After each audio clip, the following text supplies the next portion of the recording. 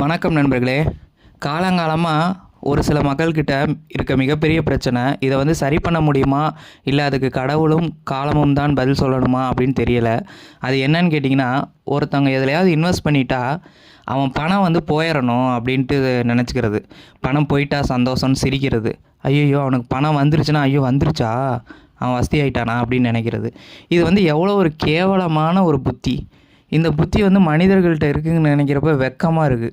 ஏகப்பட்ட மனிதர்கள் இப்படி அலைஞ்சிக்கிட்டு இருக்காங்க. ஒவ்வொரு கமெண்ட்ஸ்லேயும் ஒரு சிலர் பேர் பண்ணுறத பார்த்தா நல்லா தெரியுது.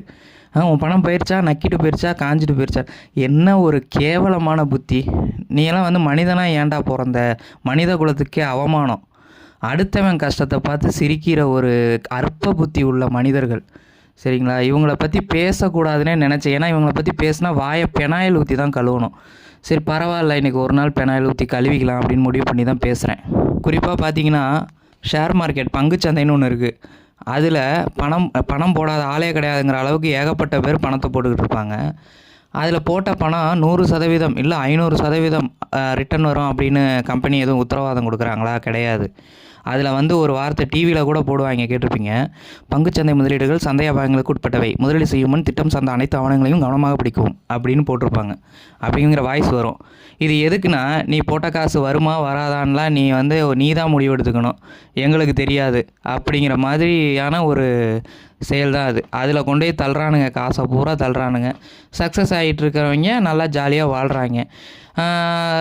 அதில் வந்து ஃபெயிலியர் ஆகிறவங்க கொஞ்சம் கஷ்டப்படுவாங்க. ஆனால் இதை எதையுமே செய்யாமல் வெளியிலேருந்து வேடிக்கை பாருங்க. உனக்கு போச்சா இப்படிங்கிற எதை பற்றியுமே தெரியாது அந்த நாய்களுக்கு.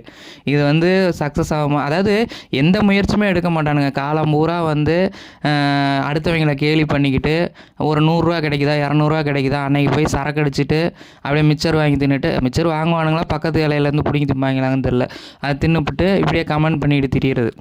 இதுதான் இவங்களுக்கு வேலை. இவனுங்களாம் என்ன தெரியுமா பண்ணுவானுங்க? எதுலேயுமே இன்வெஸ்ட் பண்ண மாட்டானுங்க, எதுவுமே வாங்க மாட்டானுங்க, சாப்பிட்றதுக்கு யோசிப்பானுங்க, எல்லாம் பண்ணுவானுங்க. சரக்கு மட்டும் அடிப்பாங்க, அது வேறு விஷயம்.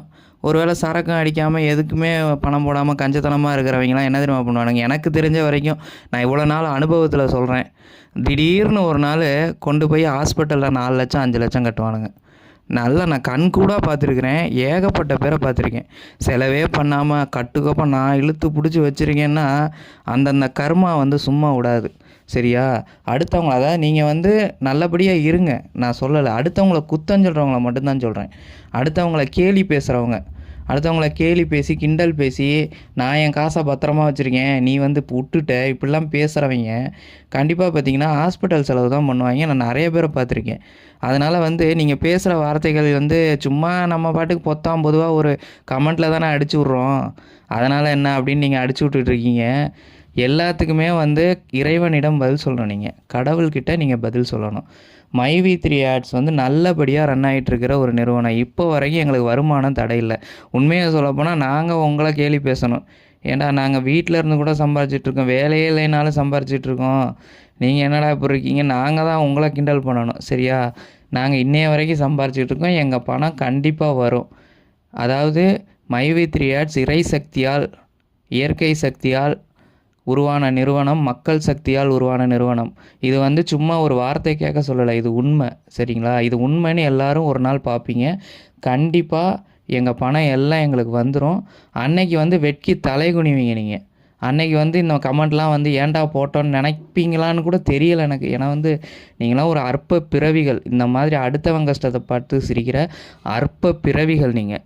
உங்களை பற்றி பேசக்கூடாதுன்னே நினச்சேன், வேறு வழி இல்லாமல் பேசுகிறேன். மனசில் உள்ள ஆதங்கத்தை எப்படி தீர்க்கிறது? சரி, நன்றி நண்பர்களே. அடுத்த வீடியோவில் சந்திப்போம்.